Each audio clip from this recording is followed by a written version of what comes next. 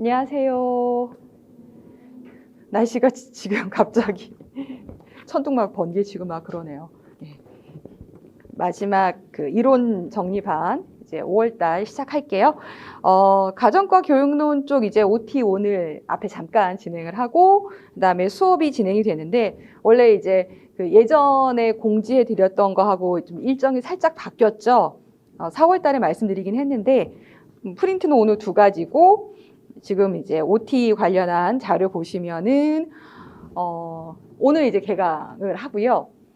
다음 주 수요일하고 그 다다음 주 수요일 해서 2번이, 원래는 금요일 날에 쭉 수업을 해서 6월에 끝나는 거긴 한데, 2번 수업을 당겨서 하게 됐어요. 그래서 프린트 드린 것처럼, 요번에 이제 전국 모의고사가 7월이 아니라 6월로 당겨졌거든요. 그래서 6월 달에 이제 전국 모의고사, 그러니까 지금 한 40일 정도 남아있는 것 같아요. 그래서 그때 보시려면 교육론 파트가 점수가 배점이 꽤 큰데 그걸 빼고 모의고사를 보시는 건 별 의미가 없고, 그래서 시간을 조금 2주 정도를 당겨서 저희가 6월 11일 날 끝나면 그 주 일요일 날 시험을 보실 수 있긴 해요.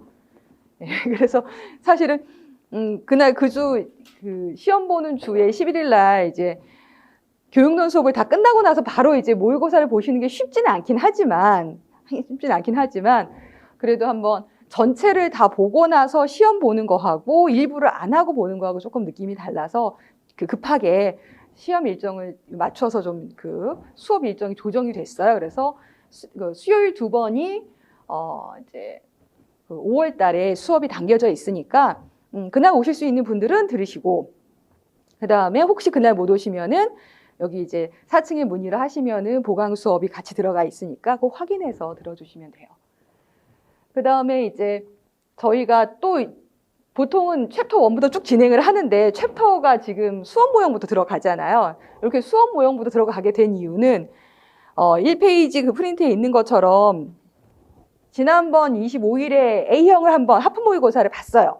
하프 모의고사를 봤고 제가 채점도 했고, 물론 이 하프 모의고사는 이제 서술형보다는 기입이 조금 더 많은 형태의 연습형 모의고사이기 때문에 실제 이제 그 서술형이 훨씬 많은 형태의 임용고사 문제하고 조금 틀리긴 해요.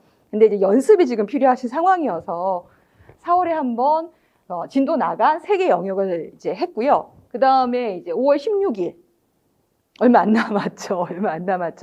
그래서 5월 16일 날 의하고 식 파트 이제 진도가 4월에 마쳤고, 교육론 파트까지 한번 보셔야 나중에 전국 모의고사 보실 때 좀 어떻게 써야 할지가 이제 감이 오시잖아요. 그래서 교육론 파트를 다 나가고 할 수가 없어서 수업 모형까지만 넣을 거예요. 그래서 문항수가 원래는 교육론 점수가 거의 한 21점에서 한 24점 되기 때문에 한 5개에서 많은 전공은 한 7개까지 문항이 들어가요. 그래서 꽤 문항수가 많지만 하프 때는 지금 교육론밖에 못하기 때문에 한 3-4문항 정도만 이제 교육론 내용이 들어갈 거예요.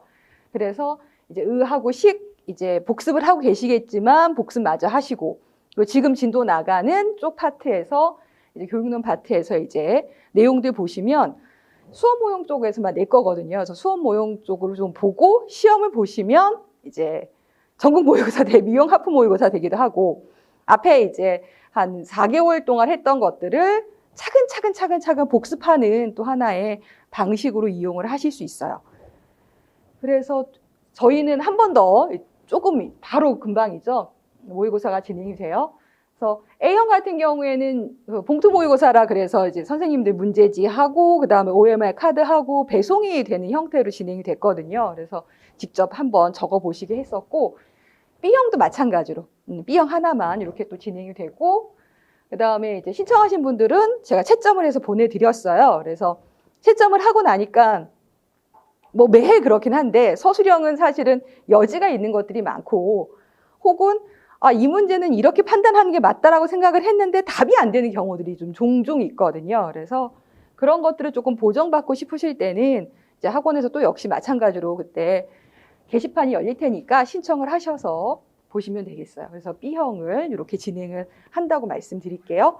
그래서 저희 일정이 수업 모형이 이제 다음 주에 끝나는 거예요. 네, 수업 모형이 다음 주에 끝나게 이렇게 한번 일정을 잡았고요. 근데 제가 이번 그 B형 문제에서는 실천적 추론 쪽은 안 낼 거예요. 그 모형 자체가 상당히 어렵기 때문에 교육과정 전체를 조금 아셔야만 풀 수 있는 문제여서 그걸 빼고 하게 되면 수업 모형이 조금 수업 모형하고 평가를 같이 일부 들어갈 수 있지 않을까 싶기는 해요. 그래서 일정 변경 있는 거 꼭 확인을 해주세요. 자, 이렇게 일정이 있고요. 오리엔테이션 자료 보시면은 그 다음에는 이제 21년 거하고 22년 기출이 교재에 없기 때문에 12페이지까지 해서 드렸고, 그 다음에 13페이지 가서 보시면은 가정과 교육론 이제 기출, 경향 이렇게 들어가 있죠. 그래서 교육론까지 하시면 모든 영역의 이제 기출 경향들을 확인하실 수가 있는 거예요. 그래서 이제 교과교육학, 교과교육론 쪽을 보게 되면 아까 말씀드린 것처럼 적은 데는 한 4문제, 그러니까 전공마다 좀 틀리긴 한데 저희 쪽은 가정과 교과교육론 쪽 문항이 좀 많은 편에 해당하는 전공이에요. 그래서 최소 5개 이상씩은 꼭 5개에서 한 6개 정도 문항이 된다고 보시면 돼요. 5, 6개 문항 중에서 최소 2개는 수업 모형에서 나와요. 수업 모형에서 2개는 나와요. 더 나올 때도 있어요. 네. 그래서 수업 모형이 굉장히 이제 기출도 많고, 저희가 볼 수 있는 교재가 지금 달랑 2개밖에 없긴 하지만, 최진 교수님이 이제 새 교재를 내시면서 새 교재에서 문제가 한번 출제가 돼서 몇 년 전에 조금 힘드시긴 했지만, 어쨌든 수업 모형에서 최소 2개, 그리고 수업 모형이 나온 문제가 굉장히 오래 쌓이다 보니까 거의 하나 정도는 기출문제가 반복이 돼요. 똑같이 나오지 않더라도 기출문제에서 요 부분을 물었으면 다른 부분을 묻는다든가 하는 식으로 해서 조리 파트하고 마찬가지로 기출문제가 굉장히 잘 활용이 되는 영역 중에 하나가 수업 모형 쪽이에요. 수업 모형 쪽 파트를 교육학을 하시든 뭐 기출 구조화를 하시든 간에 굉장히 잘 해두셔야만, 꼼꼼하게 해두셔야만 하고요. 그 다음에 이제 같이 나오는 부분이 이제 평가. 평가도 뭐 많으면은 2개, 적으면은 하나, 최소 하나 정도는 나오고 있죠. 그 다음에 이제 교과 철학 파트 보통 하나 나오고, 설계 파트는 나오기도 하고 안 나오기도 하고, 근데 설계 파트가 이제 기타 사항이 많아요. 뭐 설계 모형도 있고, 설계에 뭐 여러 가지 요소들 다 들어가기도 하죠. 그 다음에 최소 한 문제 이상이 국가교육과정. 이게 교육과정 개정이 안 돼가지고 지금 상당히 걱정스럽긴 해요. 문제가 점점 어려워지고 있어요. 네. 그러니까 2015 이제 교육과정 나중에 기출 경향을 보시겠지만 1호 교육과정으로 출제된 해가 너무 오래됐어요. 얼마 됐냐? 1호 교육과정이었으니까 지금이 21년이니까 한 7년 정도가 됐겠죠. 그 정도 문제가 쌓였어요. 그러면 유형은 뻔해요. 그럼 이제 같은 유형으로 반복적으로 이거 낼 거야 라고 고지를 하고 외웠는지 여부를 판단을 하게 되니까 그렇게 안 내려면 새로운 부분을 내야 돼요. 근데 새로운 부분이라는 게 뭐 이미 정해져 있는 문서니까 새로울 게 더 없잖아요. 그래서 제가 20년도 기출부터 어려워지기 시작하더라고요. 교육과정 문제가. 그래서 조금 걱정스러운 부분 중에 하나긴 해요. 국가교육과정. 개정이 안 돼서 계속 1호 교육과정으로 출제가 되고 있고, 최소 한 문제인데 최근에 이제 2문제도 나오고 있어서 여기서 조금 그 점수 차이가 나는 그런 부분들이 있어요. 그래서 가정과 교과교육학은 이 2책밖에 없어요. 뭐 저희 그 학원에 있는 모든 전공서도 이 2책을 이제 베이스로 하긴 하지만은 가정과 교과교육론이 이제 가장 기본. 이 책을 꼭 보셔야 하느냐라고 물으면은 학원 교재를 보시고 나서 전체적인 좀 글로 한번 읽으실 생각이 있으시면은 이제 빌려서 각 학원 그 대학이나 학부 때 이미 보셨던 책이면 이게 아마 주황색이 최신인가 해서 최신판이 하나 있긴 한데 최신판이라고 했어봤자 지금 15년인가 16년 그때 나왔던 거라 더 이상 바뀐 건 없어요. 왜냐하면 교육과정 개정이 안 되니까 반영을 할 수가 없어요. 그래서 그걸 보시는 거, 그러니까 2009로 나와 있는 판이 있고 1호 개정으로 이제 교육과정이 들어가 있는 판에서 2가지가 있거든요. 그래서 2009로 들어가 있는 건 보시면 안 되고, 네, 그건 큰일 나요. 왜냐하면 교육과정에서 쓰는 용어 계속 바뀌거든요. 그래서 예전 용어를 기억하신 거 별로 의미가 없어요. 그래서 그건 빼시고 1호 교육과정 반영된 거면 어떤 걸 보셔도 상관이 없으세요. 그래서 가정과 교육론은 저 책은 저는 사시라고 많이 권하지는 않아요. 왜냐하면 학원 교재들 안에서 어느 정도 정리가 되기 때문에 저걸 사서 어차피 정리해서 보셔야 돼요. 그래서 저는 이걸 많이 권하진 않아요. 근데 학부 때 갖고 계신 책이 있으시면 보고 나는 그래 저거 궁금하다 싶으시면은 이제 그 교육론 수업 들으신 다음에 이제 빌려서 보세요. 그 도서관 빌려서 한번 쭉 보시고 나서 체킹할 것들만 있으면 체크를 몇 개 해두시면 끝나요. 그 다음에 가정과 수업 방법과 수업 실현은 원하시면 사실 수 있어요. 예. 꼭 사라고 말씀드리지는 않지만 전 두 가지 중에 사야 한다면 이제 이쪽에 수업 실현 쪽을 사시라고 말씀드리긴 하거든요. 왜냐하면 여기가 이제 가정과 교육론이 없는 다른 형태의 수업 모형들이 조금 보강이 되어 있어요. 그래서 실제 학교에서 수업할 때 잘 안 쓰지만 이제 시험용으로는 특색 있는 수업 모형들이 가끔 하나씩 나오거든요. 뭐 최근에 뭐 탐구 수업도 있었고 뭐 하브루타 같은 것도 있었고 몇 가지가 있어서 그런 것들의 근거 자료로 쓰시려면은 좀 팁을 얻으시려면 요게 좀 괜찮고, 평가 쪽에 가서 나중에 보시면 과정중심 평가가 있는데 그 과정중심 평가는 사실은 이제 그 선생님들 연수 자료예요. 그 연수 자료의 일부를 여기다 또 수록을 해놓고 계세요. 제 교재에 있긴 하지만 그래도 그 자료를 좀 보고 싶다 그러시면 이걸로 쓰실 수는 있으세요. 그래서 그런 용도 정도. 그래서 바로 사지 마시고 수업을 좀 들어보신 다음에 필요한 것들을 선택을 해서 보시면 되겠어요. 그리고 이 두 교재를 어떤 걸 사서 보시든 간에 1호 교육과정은 여기 있는 걸로 보지 마세요. 1호 교육과정은 이 두 개로 있는 걸 보시면 안 돼요.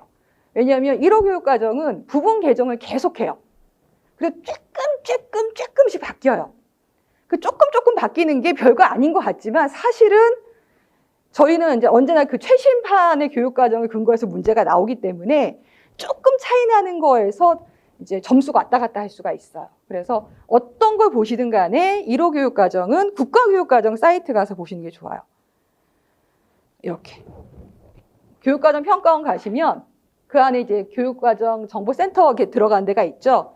그래서 1호 교육과정을 총론도 보시고 그 다음에 뭐 그 중학교, 고등학교 해서 옆에 보면 연도가 나와요. 그래서 작년 12월인가요? 2020 12월께 최신이더라고요. 그래서 그걸로 그냥 뽑아서 보세요. 네, 그걸로 뽑아서 보시는 게 제일 안전해요. 그러니까 이미 있는 전공서들은 그 출간 당시엔 최신이었는데 중간에 바뀐 것들이 반영이 안 돼 있기 때문에 언제나 교육과정은 최신 걸로 보시는 게 이제 필요하세요. 자, 그러면은 요 두 권이 있고, 그 다음에 가정과 교육의 이론과 실제는 절판 중이기 때문에 사실 제가 절판인 내용들도 교재에 들어가 있고 프린트 드리긴 했는데 절판이 됐을 경우에 사실은 출제 근거로 쓰기가 어려워요.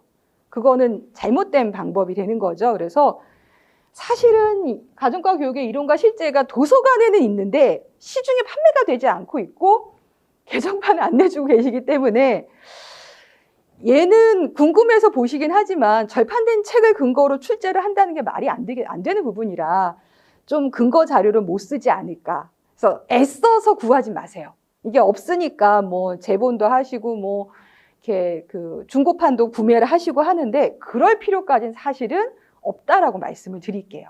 이게 이 책이 아까 봤던 두 책을 합쳐놓은 것만큼 두껍거든요. 근데 그렇게까지 애써 구하실 것까지는 사실은 없으세요. 자, 교재 구성은 됐고 기출 경향을 한번 보면 선생님도 프린트 13페이지. 프린트 13페이지 가서 보시면 5개에서 6개 정도의 문항에서 뭐 이미 말씀드렸듯이 수업 모형이 매해 나와요. 평가도 매해 나와요. 그러니까 여기서 한 4문항 정도, 그러니까 3개에서 4문항 정도 결정이 이미 나 있는 거예요. 근데 수업 모형도 그렇고 평가 영역도 굉장히 크잖아요. 그래서 수업 모형 쪽에서는 실천적 문제 중심하고 협동학습이 비교적 자주 나와요. 그래서 프린트 13페이지 보시면 가운데가 수업 모형이죠. 그래서 실천적 문제 중심이 매해 나오는 건 아니에요. 왜냐하면 이 실천적 문제 중심하고 요 맨 위에 있는 하버마스 브라운 보빗이 이제 가정과 교육 철학 파트에 있거든요. 이 세 사람의 표가 번갈아 가면서 한 번씩 나와요. 근데 이제 보통 하버마스나 브라운 표가 나오면 실천적 추론 쪽은 조금 빼고 가거나 아니면 둘을 섞거나 두 사람이 실천적 문제 중심하고 하버마스 브라운은 같이 이제 세트이기 때문에 이렇게 같이 엮여서 나오는 경우가 있어요. 그래서 실천적 문제 중심이라고 하는 수업 모형은 매해 나오는 건 아니지만 자주 언급이 돼요. 연결고리가 그렇게 들어가고 그 다음에 두 번째는 협동학습도 지금 보시면 13페이지 보시면 작년에 STA GI 있었고 쭉쭉 내려가면 직소 있고 또 직소 있고 이런 식으로 해서 거의 어떻게든 요즘의 시험 문제들이 직소 하나로 쭉 내는 게 아니라 예전엔 그랬죠. 4점짜리 뭐 5점짜리면 직소 하나 쭉 냈다면 지금 그렇게 안 내요. 직소인데 일부는 다른 게 들어가 있죠. 하위 문항이 들어가 있다 보니까 협동학습도 굉장히 자주 내는 편이에요. 모든 전공에서. 그 다음에 토의도 가끔 나오고 그 다음에 이제 기타 모형들이 나와요. 그러니까 이제 하나 정도 실천적 문제 중심인 협동학습 갖다 하나 정도 내고 나머지를 이제 추가로 하나를 더 내건 하는 식으로 간다라는 거죠. 그래서 수업 모형은 거의 이제 2가지 정도가 나오게 돼요. 그 다음 맨 앞에 있었던 여기 매해 거의 나오는 교육 철학하고 교육과정, 국가교육과정 말고 교육과정 배경 이론들이 이 세 사람 바꿔야겠구나. 하버브라고들 많이 하시더라고요. 근데 사실 순서상은 하버마스 브라운 모빗이긴 한데 이 세 사람이 나오고 프린트 13페이지에 그 가정과 교육 철학해서 이렇게 이제 아래로 보시면 21년도가 하버마스였고 20년도에는 실천적 문제 있는데 사실 이거는 뭐 브라운 모형이긴 하고요. 19년도 브라운, 18년도 보빗, 17년도에 이것도 이제 하버마스 브라운의 행동체계, 16년도에 브라운 보빗, 15년도 보빗, 14년도 보빗 계속 나오죠. 그러니까 얘는 그냥 안 나오는 해가 귀할 정도로 거의 다 기본으로 내세요. 그래서 그냥 선생님들이 표를 갖고 외우시죠, 나중에. 외우면 쓰고, 못 외우면 못 쓰고. 그리고 조금 다르게 쓰면 안 되나요? 그러면은 다르게 쓰지 말라. 왜냐하면 번역본이 그것밖에 없다. 선생님들이 하버마스 브라운 보빗의 논문 3가지를 원문으로 보고 잘 해석해낼 게 아니면 그냥 해석본을 그냥 해라. 나중에 혹시 대학원 가서 이쪽 분야를 하실 거면은 이제 논문까지 보셔야겠지만 저희는 이제 시험을 보는 입장이니까 그냥 매해 나온다고 보시고 하세요. 네, 이거는 그냥 할까 말까 뭐 이제 하버마스가 나왔으니까 다음에 안 나올까 이런 추측들을 하시는데 안 나오면 오히려 이제 열심히 외운 게 아깝다고 하실 정도로 굉장히 자주 나와요. 그리고 포맷도 거의 다 정해져 있죠. 지금 13페이지 보시면 거진 한 10년 동안 매해 거의 나왔기 때문에 이렇게 나오고 저렇게 나오는 그 형태가 얼추 유추가 돼요. 그래서 여기 수업 모형, 뭐 평가, 철학 이렇게 하면은 한 4문항 정도가 거의 결정이 나는 거죠. 거기다 이제 교육과정이 1문항이나 2문항 정도 들어오면서 6문항 정도가 이제 채워지게 돼요. 그럼 이제 교육과정 파트 보통은 2점짜리 하나였는데 그렇게 나오게 되면 추가로 나오는 부분이 이제 교수 설계나 매체 이런 게 나오게 되는 거죠. 그래서 설계 모형은 뭐 ADDI부터 이제 ARCS까지 있는데 사실 ARCS를 설계 모형으로 저희 전공서들에는 분류가 되어 있긴 하지만 사실 이 ARCS 모형은 설계 모형 쪽으로는 자주 안 쓰거든요. 모든 전공의 기출들을 보게 되면. 근데 일단 분류는 이렇게 해놓으셨더라고요. 그래서 프린트 13페이지 보시는 것처럼 교수 설계 쪽에서는 최근에 나온 거는 백워드 19년도. 그 19년도 백워드가 저희 쪽에 먼저 나왔고 그 다음에 다른 전공에서 나오기 시작했어요. 백워드 모형이요. 그리고 이제 설계 모형 자체로는 지금 잠깐 멈춰 있죠. 백워드도 많이 어려워하세요. 교육학에서 강조를 하시면 같이 보시면 좋아요. 17년도에 그 ADDI하고 어시어 모형이 같이 있었고 13년도에 이제 디긴 캐리 모형도 있었고 해서 매해 나오진 않지만 한 번씩 나오면 그냥 그 모형 자체가 나와서 교육학 하는 겸해서 하시면 크게 많이 복잡하진 않아요. 그 다음에 매체, 뭐 학습 목표, 뭐 이런 것들이 있죠. 그래서 경험의 원추나 뭐 학습 목표 이런 것들이 있는데 이것도 가끔 나와요. 그래서 21년도에는 블렌디드 러닝 해서 이제 안 그래도 코로나 때문에 온라인 수업에 대한 게 출제가 될 거다라고 했는데 이제 아주 옛날에 있던 블렌디드 러닝이 한번 지금 2012년도에 이제 객관식 때 있었고 그 전에도 한 번 있었거든요. 얘가 한번 나오고 20년도에는 ARCS 매체가 그다음에 지식의 표상에서 그 경험의 원축까지 같이 연결이 됐었고요. 15년도에 이제 학습 목표로 메이거가 나왔죠. 그러니까 학습 목표가 매번 나오진 않아요. 몇 사람이 없거든요, 이거는요. 그 다음에 14년도에 ARCS 이런 식으로 해서 그러니까 매체나 설계 쪽이나 이런 거는 한동안 안 나오면 한 번씩 이제 추가 문제로 출제가 되는 그런 부분들이 좀 있어요. 자, 그 다음에 이제 교수학습 모형에서는 아까 봤던 실천적 추론 쪽이 이제 나오면은 답을 잘 써야 하기 때문에 조금 어려운 문제가 되고, 이제 협동학습에서는 거의 다 직소가 나왔는데 오랜만에 STADA하고 GI가 2011년도에 나왔죠. 토익법은 거의 다 토익법의 종류 중심으로 나와요. 20년도에 하버르타는 좀 특이하게 나왔고, 그 외로 이제 하이라이팅이라든가 20년도에 이제 육생모나 브레인스토밍은 창의적 사고 기법이 연달아서 한번 나오긴 했어요. 흔하진 않아요. 20년도에 역할극 나오고 19년도에 탐구학습이 아까 또 다른 교재에서 나온 거고요. 그때 같이 거꾸로 수업도 같이 출제가 되긴 했어요. 그래서 이제 기타 모형들이 이제 추가적으로 하나씩 더 나오는 경우들이 있죠. 아까 그 외 모형에 기타로 나와 있는 거 보시면 예전에 이게 객관식일 때 교육학 문제들이 출제가 됐었는데 지금은 아예 생교육학이라고 해야 돼. 그런 문제는 거의 출제가 안 되고 있어요. 자, 그 다음에 이제 거의 매해 하나 혹은 두 문제 정도가 나오기도 하는 평가는 크게는 그냥 교육학 평가. 그러니까 교육학에서 하는 뭐 평가의 유형, 평가 문항의 종류, 뭐 평가할 때 뭐 단계 이런 것들이 있죠. 정말 그냥 교육학 평가가 굉장히 많이 나왔었어요. 평가 쪽에서 한 문항을 넣기 시작하면서 제가 일반이라고 드린 것처럼 14년도에 뭐 절대평가, 문항 작성법, 16년도에 측정 도구, 양호도 평가하는 거, 17년도에 객관도, 18년도에 양호도. 그래서 거의 한 뭐 타당도라고 하죠. 이런 것들이 계속 출제가 되다가 20년도에 과정 중심 평가가 이제 첫 등장을 하기 시작해요. 교육과정하고 이제 매칭이 되는 평가가 되는 거죠. 이게 조금 어려웠고, 21년도에 이제 성취 수준.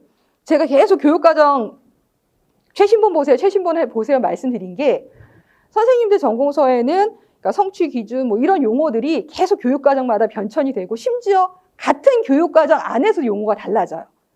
근데 아까 봤던 그 두 전공서에는 그 용어가 과거 걸로 들어가 있어요. 그래서 이제 최신 걸로 해서 작년에 성취 수준까지 한번 또 출제가 되고요. 그래서 일반 쪽, 교육학에서 하는 일반 내용 들어가 있고, 그 다음에는 수행평가. 수행평가 관련해서는 21년도 평정법은 일반 있는 게 맞겠구나. 그 다음에 19년도 보시면 프로세스 폴리오, 18년도가 포트폴리오, 17년도가 뭐 루브릭 이렇게 돼서 수행평가는 대부분의 전공들이 포트폴리오를 제일 많이 해요. 그 다음에 난이도가 확 올라가면은 이제 루브릭을 만드는 게 나오는데 배점이 저희가 4점이 되면서부터는 루브릭을 구성하기 좀 어려워졌더라고요. 그래서 상대적으로 루브릭 구성 문제는 저희 쪽은 출제가 잘 안 되고 있어요. 다른 전공은 출제가 역시 되고 있고요. 자, 기타 이제 14페이지 가서 보시면 2011년도부터 해서 이제 1999년도 내용이 있는데 여기 있는 거 사실은 꽤 보셔야 돼요.